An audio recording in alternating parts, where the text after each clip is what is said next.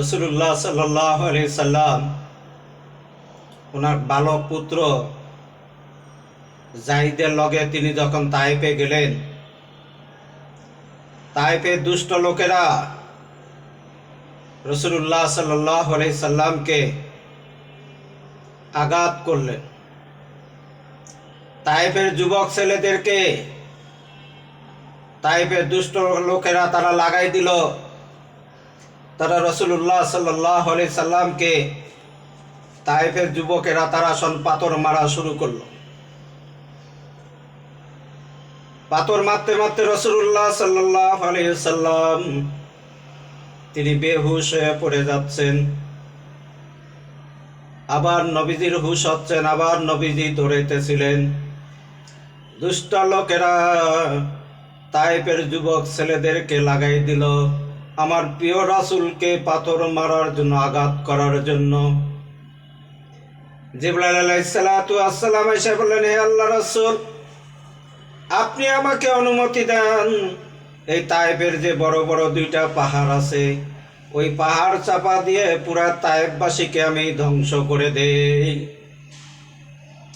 নবীজি বললেন, জিবরাইল, আমি যদি তোমাকে অনুমতি দেই আর তুমি যদি তায়েফবাসীদেরকে যদি ধ্বংস করে দাও, তাহলে আল্লাহ পাক যে আমাকে যে কালেমা দিয়ে দুনিয়াতে পাঠাইছে, তাহলে আমি কার কাছে এই কালেমার দাওয়াত দেব যে তোমরা পড়ো লা ইলাহা ইল্লাল্লাহু মুহাম্মাদুর রাসূলুল্লাহ।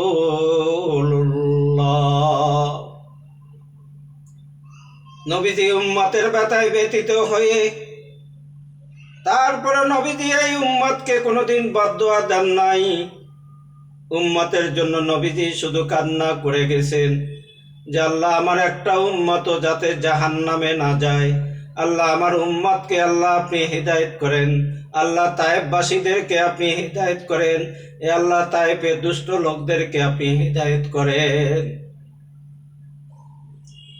মেরে ভাই মুহতারাম বুজুর্গ দোস্ত, যে আমরা এমন একজন নবীর উম্মত যে এত আঘাত, এত ব্যথায় ব্যথিত হওয়ার পরেও রাসূল কোনোদিন বদদুয়া করেন নাই, রাসূল কোনোদিন অভিশাপ দেন নাই।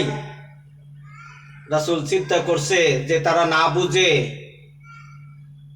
বুঝে আমার উপরে আঘাত করছে, তারা না বুঝে আমার উপরে অত্যাচার করছে। আল্লাহ রাসূল সাল্লাল্লাহু আলাইহি সাল্লাম দুইখানা হাত তুলে দোয়া করলেন যে আল্লাহ তাদেরকে আপনি হিদায়াত করেন, আল্লাহ তাদেরকে আপনি মাফ করে দেন। আজকে আমরা সেই শ্রেষ্ঠ নবীর, শ্রেষ্ঠ উম্মত, দামি নবীর আমরা দামি উম্মত,